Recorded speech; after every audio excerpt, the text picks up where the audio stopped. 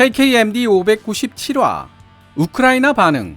KT-SSM-2를 발사할 수 있는 K239 천무, 폴란드 파생형 호마르 K의 등장. 우크라이나에도 천무가 있었더라면.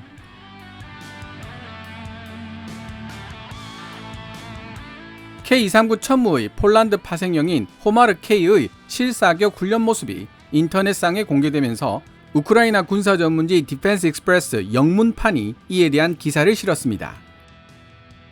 호마르 K는 폴란드가 개발 중인 전술 트럭 예일치에 K239 천무의 로켓포드를 결합시킨 형태로 만들어지며 폴란드 자체 사격 통제 시스템인 토파즈와 통합된다는 특징을 지니고 있습니다. 우크라이나 군사 전문지 디펜스 익스프레스는 대한민국의 도움을 받은 폴란드가 놀라운 속도로 자국 지상군을 현대화시키고 있다고 평가하면서 호마르 K 외에도 K2 주력 전차, K9 자주포 등을 수백 대씩 도입하고 있다고 지적했습니다.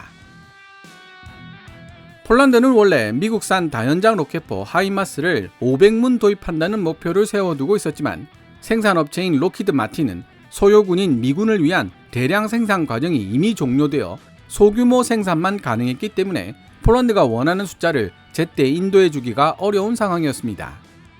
더구나 폴란드는 소모율이 심한 유도 로켓탄을 국내에서 생산할 수 있도록 기술을 이전받아야 할 필요성이 절실했지만 록히드 마틴은 이에 응하지 않았습니다. 이런 배경을 고려해 본다면 12발의 로켓을 장전할 수 있어 6발의 로켓만 장전할 수 있는 하이마스보다 2배 강한 화력을 지녔고 2020년 기준 380만 달러, 한화 50억 정도인 하이마스보다 20억 저렴한 30억이라는 금액으로 구매할 수 있는 K239 천무가 폴란드에게 선택된 것은 어찌 보면 당연한 결과라고 할 수 있습니다.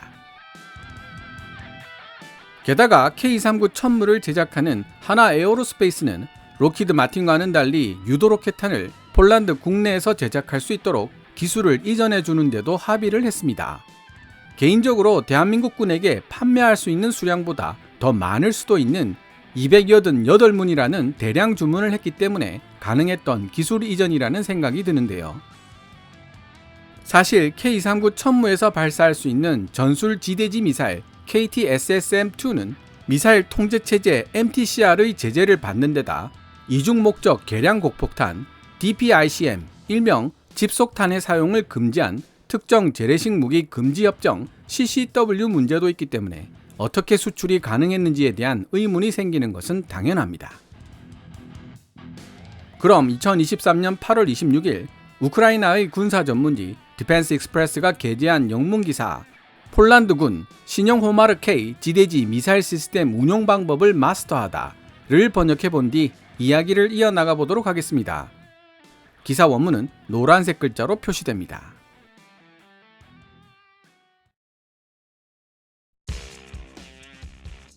호마르 K 지대지 미사일 시스템은 폴란드 무기 획득 전략의 핵심을 구성하는 중요한 요소이다. 폴란드 육군은 이미 최신형 지대지 미사일 시스템인 호마르 K 운용 방법을 완벽하게 숙지하기 시작했다. 호마르 K는 대한민국이 만든 K239 천무 다연장 로켓포를 폴란드 사정에 맞게 변형시킨 파생형으로 폴란드 국방부는 지난 8월 25일 폴란드 포병대에 의해 시연된 호마르 K의 첫 사격 훈련 장면을 공개했다. 호마르 K의 이번 실사격 시범은 폴란드 포병 및 군무원들이 신형 지대지 미사일 시스템에 대해 훈련받고 있던 한국 현지에서 시행되었다. 이와 동시에 이번 주 초인 8월 21일 월요일 마리우시 부아시차크 폴란드 국방부 장관은 폴란드산 예일츠 트럭을 기반으로 한 첫 번째 K239 천무 다연장 로켓포 발사대가 이미 폴란드에 도착했다고 발표했다. 그는 또한 올해 연말 무렵이면 나머지 발사대들도 인도받을 수 있을 것이라고 언급했다.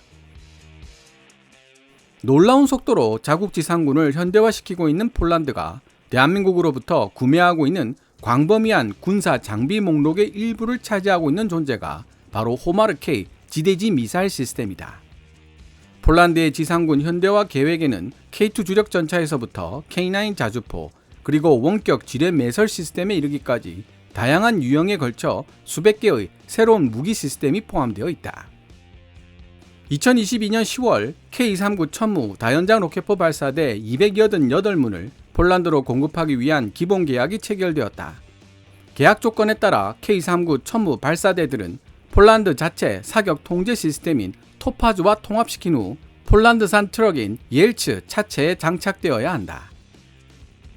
한편 포드에 탑재되는 로켓탄과 그 외 여러가지 군수 물자들이 포함된 218개 시스템에 대한 수출 이행 계약이 2022년 11월에 체결되었으며 해당 수출 이행 계약에 따라 K-39 천무 다연장 로켓포 발사대 1차 인도분 18문은 올해 말까지 폴란드 육군에 인도될 예정이다.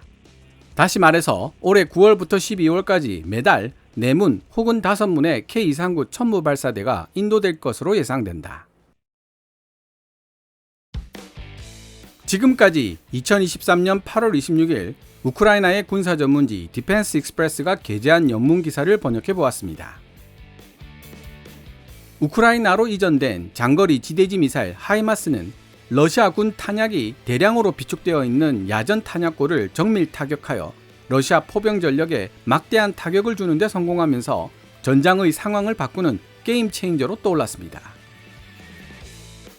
M14 하이마스에서 발사된 M30, M31 유도 로켓탄은 사거리가 90km에 달해 러시아군들이 적 포병을 찾아내기 위해 활용하고 있는 무인기로도 탐지가 어렵고 일반 포탄과는 달리 중간에 궤도를 수정할 수 있어서 대포병 레이더로도 사격 원점을 찾기가 어렵다는 특징을 지니고 있습니다. 따라서 하이마스가 장거리 일제 사격을 가하고 장소를 이탈해버리면 사실상 러시아군으로서는 대응할 수 있는 수단이 마땅치 않다는 뜻이 됩니다. 한때 저렴하고 효율적이지만 길어봐야 수십 킬로미터에 불과한 사정거리 때문에 전투기를 이용한 공대지 폭격에 밀려 오랫동안 찬밥 신세였던 포병 전력이 과학기술의 발전과 함께 사거리를 비약적으로 확장하기 시작했고 러시아 우크라이나 전쟁을 통해 그 효용성을 입증하면서 M142 하이마스와 함께 K-239 천무의 인기도 하늘 높은 줄 모르고 치솟고 있습니다. M142 하이마스와 K-239 천무를 비교해보면 수송기를 이용해 공수가 가능한가 아닌가 여부에 결정적인 차이가 있는데요. 전 세계를 전장으로 삼는 전투교리를 가진 미국의 경우 공수가 가능하도록 M142 하이마스에 장전되는 로켓탄의 수를 6발로 줄였습니다. 이와는 대조적으로 강력한 화력을 중시하는 대한민국은 로켓탄을 12발 장전할 수 있는 구조로 설계했고요. 북쪽으로는 러시아령인 칼리닝그라드, 동쪽으로는 러시아 위성국가인 벨라루스와 접경하고 있는 폴란드는 미국보다는 오히려 대한민국과 비슷한 지정학적 조건을 가지고 있습니다.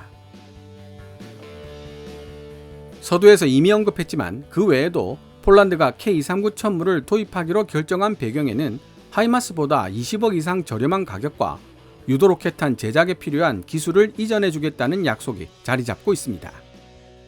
하지만 국내 군사 전문가들은 여기에 한 가지 이유를 더 첨부하고 있습니다. 바로 한국형 전술지대지 탄도미사일 KT-SSM-2가 K-239 천무에서 발사될 수 있기 때문입니다. KT-SSM-1과 KT-SSM-2 사이에 어떤 차이점이 존재하는가에 대해서는 약간의 혼동이 있는 것 같습니다. 혼동이 있다는 말은 그만큼 보안 유지가 철저히 되고 있다는 뜻이기도 한데요. KT-SSM-1의 사거리는 180km로 회자되고 있는데 반해 KT-SSM-2의 사거리는 290km 정도로 언급되고 있다는 점은 일관됩니다. KT-SSM-2가 KT-SSM-1보다 약간 길어진 것 외에는 외형적인 차이가 거의 없음에도 불구하고 사거리에 100km 이상 차이가 나는 것은 결국 탄두의 무게에 원인이 있다고 생각하는 것이 가장 합리적입니다. 일부 군사 전문지는 KT-SSM-1이 북한 갱도진지 등을 공격하기 위해 개발되었기 때문에 상대적으로 무거운 관통탄두나 열압력 탄두를 사용하고 있지만 KT-SSM-2는 그보다 훨씬 가벼운 DPICM 집속탄 탄두를 사용하고 있기 때문에 사정거리가 그만큼 길어질 수 있었을 것이라고 설명하고 있습니다. 불발탄으로 인한 민간인 피해 등을 우려하여 이중목적 개량 곡폭탄 DPICM 일명 집속탄의 사용은 특정 재래식 무기 금지 협정으로 금지되고 있는 상황이지만 대량으로 밀려 들어오는 적의 기계화 부대나 상계되어 있는 적 포병 부대를 제거하는데 이보다 더 효과적인 무기가 없다는 점이 고민스러운 부분입니다. 집속탄이 탑재된 다연장 로켓탄과 육군 전술 미사일 에이테킴스의 해외 수출을 금지해왔던 미국이 러시아 기계화 부대를 막기 위해 필요하다는 우크라이나에게 어쩔 수 없이 집속탄을 건네준 사실이 이런 고민을 고스란히 보여줍니다. 현재 미국이 집속탄을 해외로 수출하지 않고 있기 때문에 서방 무기 체계 중에서 조달할 수 있는 집속탄 탄두 탑재 미사일은 대한민국의 KT-SSM-2가 유일합니다. 서두에서 폴란드를 대상으로 한 KT-SSM-2의 수출이 어떻게 미사일 통제체제 MTCR과 특정 재래식 무기 금지 협정의 제재를 피할 수 있었는지에 대해 잠깐 언급을 했었는데요. 미사일 통제체제 MTCR은 사거리 300km, 탄도 중량 500kg 이상의 탄도미사일 수출을 금지하고 있습니다. 그러나 K-239 천무를 통해 발사될 수 있는 KT-SSM-2는 개발 초기부터 아랍에미리트로의 수출을 염두에 두고 있었습니다. 그런 이유로 KT-SSM-2의 사거리가 290km로 정해진 것이죠. 탄두 무게는 당연히 500kg 이하일 것이고요. 특수한 지정학적 조건으로 인한 안보상 위협 때문에 특정 재래식 무기 금지 협정 CCW 서명을 거부한 대표적인 세 나라가 있었습니다. 대한민국, 폴란드, 그리고 이스라엘이 바로 그 주인공들이었는데요. 제 기억이 맞는다면 몇 년 전까지만 해도 집속탄 DPICM을 탑재한 KT-SSM-2를 발사할 수 있는 K-239 천무를 만들었다는 이유로 하나가 유럽 국가들에 의해 큰 비난을 받았던 것으로 기억하고 있습니다. 비록 러시아 우크라이나 전쟁에 의해 전화위복이 되어버리기는 했지만요. 러시아에게 빼앗긴 영토를 회복해야 하는 우크라이나 입장에서는 폴란드가 K-239 천무의 파생형인 호마르 K를 288문이나 도입한다는 사실이 부러울 수밖에 없을 것입니다. K9 썬더 자주포와 함께 K-239 천무 다연장 로켓포 역시 하나 에어로스페이스에게 꽤 오랜 시간 효자 노릇 단단히 하겠다는 생각이 들었습니다. 오늘 KKMD에서 준비한 내용은 여기까지입니다. 방송되었던 내용들은 KKMD 공식 블로그에서도 만나보실 수 있으니 구글이나 네이버 검색창에서 KKMD를 검색해 보시기 바랍니다. KKMD는 여러분들께서 챙겨봐 주시는 광고 수익으로 운영되고 있으며 영상 제작을 지원하고 싶다면 후원 멤버로 가입해 주시면 됩니다. 지금까지 시청해 주셔서 감사합니다. Kevin's Military Channel KKMD